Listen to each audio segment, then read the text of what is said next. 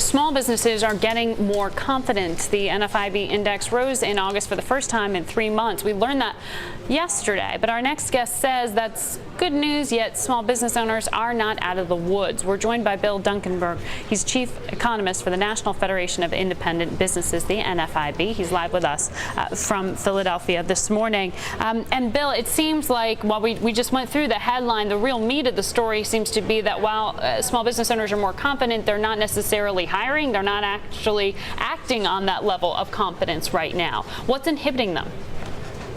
Well, of course, the overall level of confidence is not looking that good. An index value below 90 is a recession reading, and we've been there for most of the last 2 years, so times are not good. Now, why aren't they hiring? Why aren't they making capital expenditures, which are at 35-year lows? And the answer is, the economy is terrible. They don't have any customers. They don't have any sales.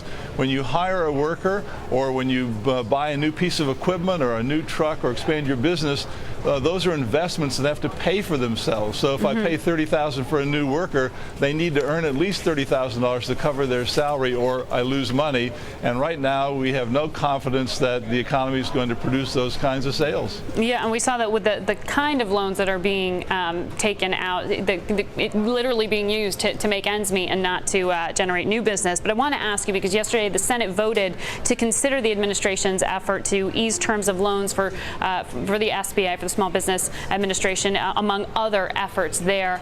Secretary Locke, Secretary of Commerce, was on this program yesterday saying there's going to be essentially a trickle down. This is going to lead to job growth. In your opinion, will it?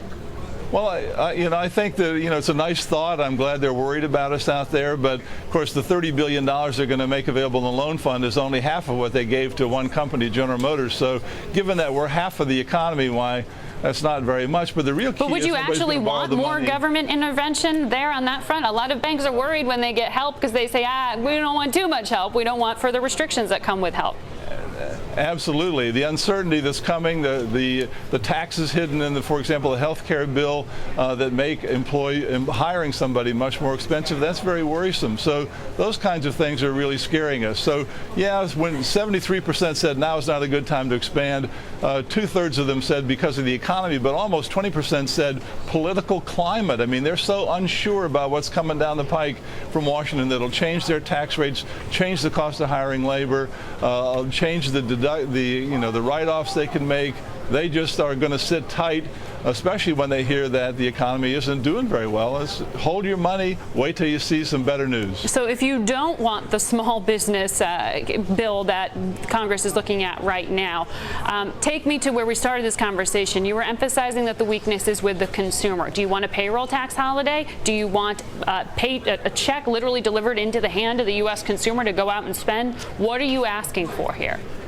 Well, I think that was what we were asking for early in 2008. Was just if you want to spend $500 billion or $800 billion, just use that money to give it back to the consumer. Make it a payroll tax holiday. The payroll tax is the highest tax paid by 80% of the taxpayers, not the income tax.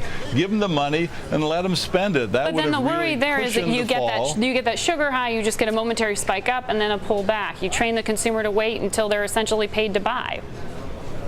Well, you could look at it that way, but I think the consumer just would have appreciated seeing that in the check every month, 140 million paychecks, and would have spent the money. It's their money. We don't want them borrowing more money to spend, so if the government's going to borrow it, the question is, you want the government to spend it, and we know the answer to that. It's not doing too well, or give it back to the people who earned it. Let them spend the money. That'll give customers to all these small businesses who then have a reason to hire one more worker, buy a new truck, and do whatever else it is to make the business grow a little bit to account for to hold up for that spending. All right, Bill Dunkelberg, Chief Economist for the National Federation of Independent Businesses. Thank you for joining us this morning. Thank you.